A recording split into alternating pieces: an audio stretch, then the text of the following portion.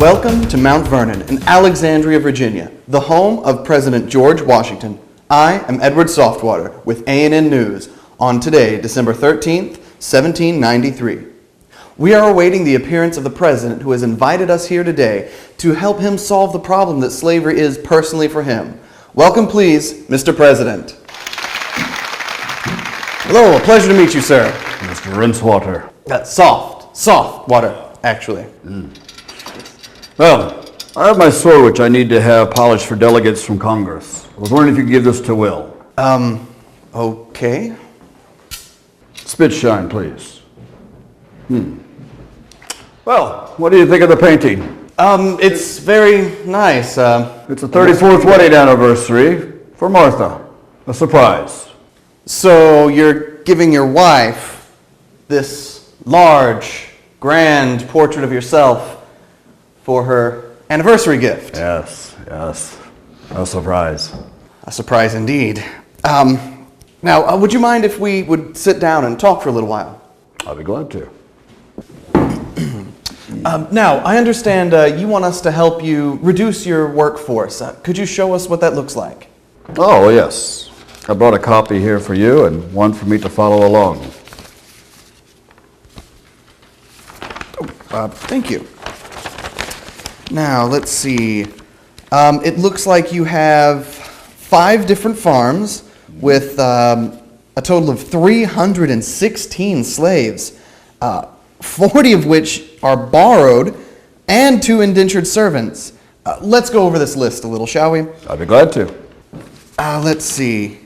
We look like we can get rid of the 92 children. Surely you can free the children. Well, these are the children of the working slaves. I mean, I cannot break up families. That would be cruel. Do you know what I mean? I see. I'll have them run errands. Okay. How about your personal valet, Will? Oh, Will. He lays out my clothes, polishes the sword and my boots. How can I get rid of him? I pay him in whiskey anyway. He's like family. I see. Does he also powder your wig and do your makeup? All right, let's see. We've got 3 drivers and stablers and 2 blacksmiths. Surely you don't need so many. Oh, yes, I do. With 20 horses, I've got 5 farms to go to. And I've got 4 that pull the carriage to Philadelphia at the Capitol. I mean, I know that Thomas Jefferson thinks I'm trying to create some kind of a monarchy, but he's wrong. I see. Here we are. 3 seamstresses and 4 spinners. You could reduce those numbers, surely. Well, you know, Martha is a good seamstress. She sews cushions and such. But I mean, she's first lady. She needs many clothes. And I need many uniforms for all the diplomats and ministries I visit. I see. Here we are. 4 mill operators. Maybe you can reduce them. Well, you see, the mill, it runs 24 hours a day.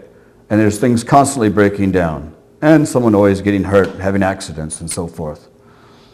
It's tough to free anyone there. Right. It seems you have a stock keeper. What do you need him for? Well, basically the stockkeeper watches the antiques that I get from France, the silverware that I have, and also all the food supplies. I mean, they're constantly disappearing anyway with all the guests we have. I need one for each job. I see. Here we are. 4 carpenters. Maybe you can get rid of some of your carpenters. No. With the expansion of Mount Vernon, I mean, I've got all these fences, plus the greenhouse needs repairs now. And we're adding on additional wings for the ministries that visit. And the foreign diplomats, of course. Well, Mr. President, it seems like you're telling me you need more new slaves to keep up with your lifestyle rather than less. Well, yes. More slaves would make life easier for Martha and I. I see. Well, how about your long-range plan for freeing slaves? What do you feel about that personally? Well, you see now, I got some letters I brought, if you don't mind me, I would like to show. Go ahead. I got one here that I wrote on slavery to David Humphreys. The unfortunate conditions which persons whose labor I in part employ is the only unavoidable subject of regret. And I end the letter by saying I wish to prepare the rising generation for a destiny unlike that which they were born. This gives me some satisfaction in my mind that I hope that I will be displeasing or not displeasing to the justice of the Creator. Okay, well, I understand the bit about trying to please the Creator, but what are your plans for now? Well, again, I wrote to my friend Robert Morris. I can only say that no man living wishes most sincerely than I to abolish slavery. I'm conscious of the forces that are leading not the American people to pull together, but apart. So I say in closing, I add in the letter, I wish to see some plans adopted by which slavery is abolished by slow, imperceptible means and degrees. Okay, well, that tells us about your philosophy on slavery, but what are you prepared to do now while you're president?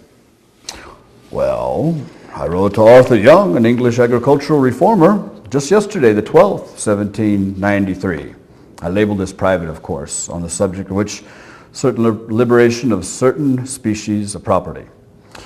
In so many words, I said I did not intend to sell the Negroes with my land when I retire, but instead rent Mount Vernon farms and hire the Negroes out. Okay, and then by the renters for money, I can then secure the necessary income to then have the cost involved with freeing the slaves. What do you think about that plan? That sounds great. Let's announce it to our TV audience. Oh, wait a minute. Let me say a few things here. By freeing the slaves, I just cannot do that. I would have to support the children until they're old enough to support themselves. I mean, that would be a considerable, continuous cash outlay. And that's for 92 children on that list. By the way, Thomas Jefferson, he has a similar problem. 10,000 acres in Monticello, over 200 slaves, and he's not doing anything about it. Well, he's our next interview, I promise. Is there anything else you object to before we announce your plan to our audience? Well, yes, there is. It isn't so simple just to free the slaves while I'm president. You see, there are certain influential politicians that helped me get elected, and I cannot just turn on them. Do you know what I mean? This would upset the national apple cart. By freeing the slaves, I'd have to keep that a secret for political reasons. Political reasons. Well, there you have it, folks. The final word from the President of the United States. Maybe slavery will just go away if no one pays attention to it. I'm Edward Softwater with A&N. We'll be right back after a message from our sponsors.